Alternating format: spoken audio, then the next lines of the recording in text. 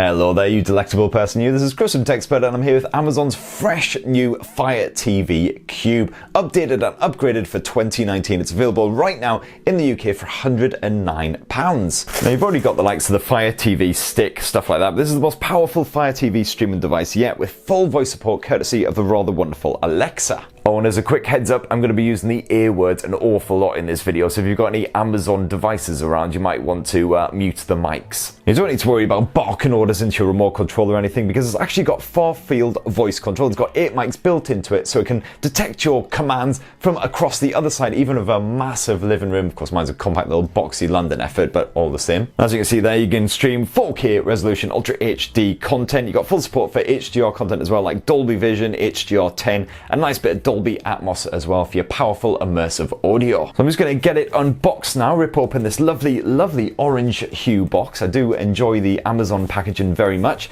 Get it all set up and then we'll do a full review as well. So first up, of course, you've got the actual Fire TV Cube 2019 edition right there. So just set it aside for a sec. Handy little box with the charger and the charging cable and everything inside as well. Everything's quite clearly marked there on the box as well, just for a little bit of help in hand. You've got an IR extender, that's just in case you've got a streaming box set away inside a cabinet or somewhere where it's a little bit harder to access. And you've got an Ethernet adapter as well there in case you want an actual proper cabled connection for your internet rather than streaming over a slightly dodgy Wi-Fi connection maybe. Do of course have full quick start guides and everything as well, but it should be a nice straightforward setup judging by previous Fire TV devices. And even though you've got the far-field mics and everything built into the 2019 Fire TV Cube, you do get an Alexa voice remote bundled in there as well. It's quite nice to have an actual remote control just in case if you prefer that option, but of course a big part of the Fire TV Cube is that voice control, and a couple of dinky little AAA batteries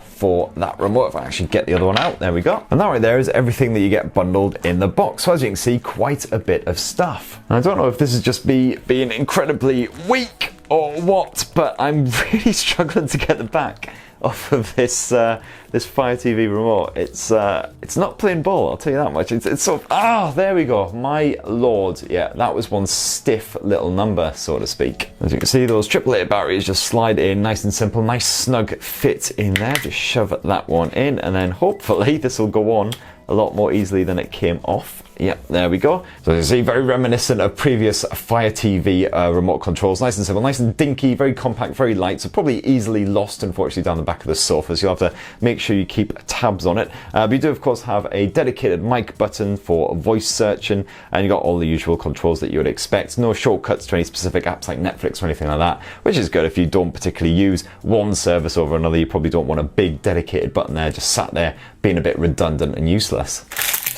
Peel all of this packaging off that's stuck on there really tight, and there is the Fire TV Cube 2019. As you can see, a lovely shiny box. I really like the aesthetics of it actually. It's very simple, very straightforward, just a little bit of Amazon branding, of course the buttons up top and everything. I like the shiny surfacing though, it's almost very sci-fi-esque. As you can see there's a speaker built into the base of the Fire TV Cube, 4 rubber feet just to lift it ever so slightly from the surface wherever you decide to place it. And then up top you've got a bunch of buttons as well. You've got volume up and down, you've got the mic on off button as well in case you want a bit of privacy, and you've got the action button too. And here on the front you've actually got a light strip as well, which I'm guessing will just light up when Alexa is active. And if you peer really closely at the top edge of the Fire TV Cube as well, you'll see 8 tiny little dots. Those are actually the 8 far-field mics, which will pick up your voice whenever you are commanding Alexa to do your bidding. As you can see there, you've got various ports tucked away on the back end as well. So you've got micro USB, which can actually be used to attach external storage and expand the 16 gigabytes you get built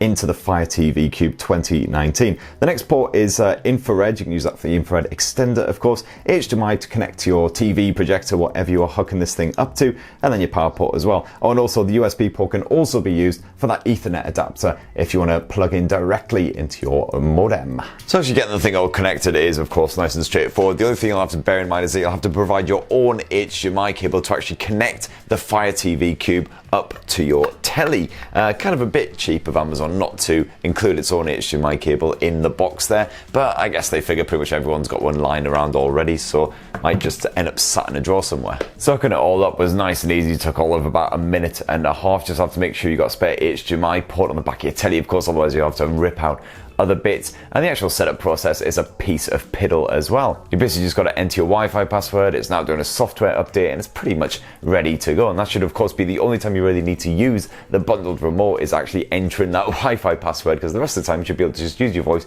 to load up anything you need. And of course you'll also need it to actually sign into your various accounts as well. And something that Amazon's always really good with its Fire devices is of course its parental controls, because it realizes the Fire tablets, your TV, things like that, your kids will be using it as well. So you can enable parental controls if you want to prevent them from accessing various apps, various adult content, shall we say. I'm just going to say no to that. And then of course you can download your favorite apps which you use for streaming, so definitely going to get a bit of iPlay on the go. And there will be, of course, options to install the likes of Spotify and Netflix and stuff like that later. You can also get various other services such as the likes of a news channel, a sports channel. And then, of course, it's time to set up the star of the show, which is Alexa, which will allow you to do all of the voice control activation shenanigans. You'll actually be talked through this in the setup process as well. So as you can see there, it's once again advising you on the best location for a bit of the Fire TV Cube. You want to make sure you're not shoving it away in any cabinets or anything like that. Now, I'm not sure my brand of TV will actually be here because it is a Cello TV. Oh god, it's just as well it wasn't something beginning with Z, otherwise this might take about 300 years. Is there no way of actually doing a search on this damn thing? That's crazy. Oh, there we go, Cello. It is in there at least, thank god. So as you can see there, the Fire TV Cube can actually control your telly as well, turn it off and turn it on, so you'll be able to do that again with your voice. Now, the Fire TV Cube UI will of course look instantly familiar to anyone who's used a Fire TV device before. It's quite nicely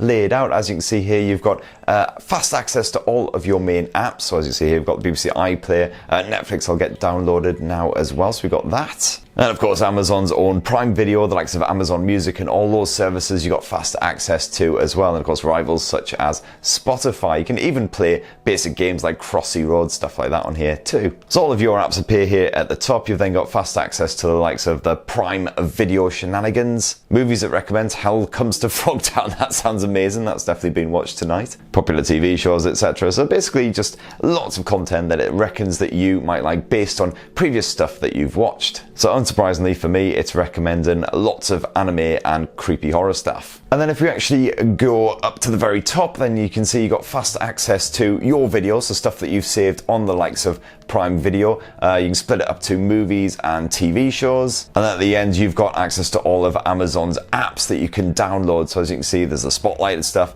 and it's all split into various categories like entertainment, sports, casino. Ooh, lots of casino games, Jesus. And of course, all of the major streaming services are supported. But of course, the main reason for getting the Fire TV Cube over the other Fire TV sticks is the fact that you've got that integrated Alexa support. So you can basically just ditch this thing completely, even though it works really, really well, and just use your voice instead. So for instance, Alexa, play Ash vs. the Evil Dead on Netflix.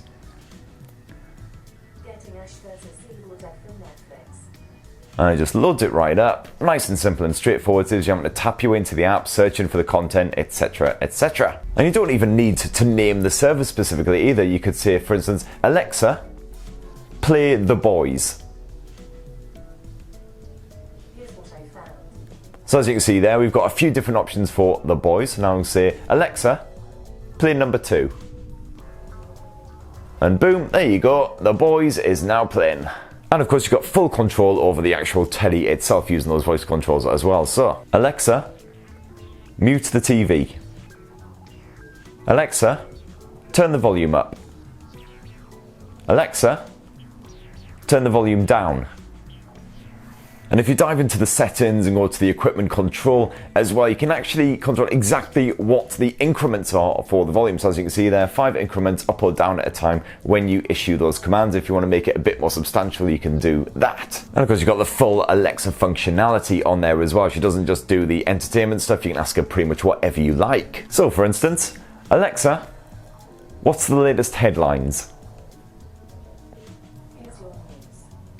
And there you go, got a nice little weather breakdown, as you can see there. And of course, you can set up your news briefing settings as well via the Alexa app. So you can say exactly what you are interested in seeing whenever you ask for the latest headlines, and it'll deliver that content. And I've got to say, after using the Fire TV Cube for a couple of hours, I'm really impressed by that far-field mic technology. I had the new Baby Metal album absolutely blasting on top volume earlier, and it still picked up all of my commands nice and cleanly. Very, very rarely misheard me. Very impressive stuff indeed. So if you live in a noisy house household, lots of little sprogs who like to sing those bloody Frozen songs at top volume over and over again, no worries, it won't be put off by any of that. I really like that you've got that little light box. That gives you some visual feedback on there, as well as the telly, of course, when Alexa is actually active. And if you've had enough of it, all you need to do is just tap that little button there. Nice bit of privacy. And as you can see there, the light bar just glows red briefly, so you know 100% that she's turned off. And of course, you've got the LED on the go there as well. And I really like that you can set your own screensaver as well, including a photo slideshow as well, just to really personalize it, and just it's just great to see your photos up there on the telly in the background while you're kicking around doing other stuff. All you've got to do to get started is install the Amazon Photos app, which is available via the Google Play Store and the Apple App Store. And then once you sign into your account, it will basically back up all of the photos on your smartphone. You can actually select which ones you want to store in certain albums as well, and then use those for your photo slideshow, nice and easy. So there you have it. That is the Amazon Fire TV Cube. As you can see, gorgeous Ultra HD resolution visuals. You get the full HDR support and everything as well. So it's one of the best premium streamers